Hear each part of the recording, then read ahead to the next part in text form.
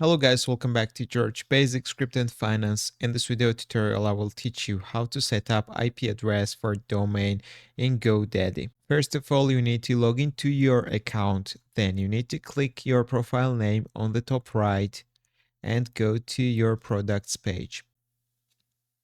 When you scroll a little bit down, you will see domain section. You need to find your domain name where you need to set up new IP address. So you need to click DNS across your domain.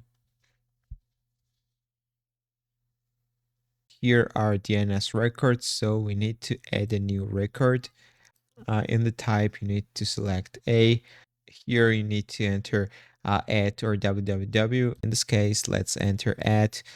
And this is the place where you need to enter the IP address, guys. So then choose TTL and click the save button. That's all I want to show you. If this video was helpful for you, don't forget to click the like buttons and don't forget to subscribe.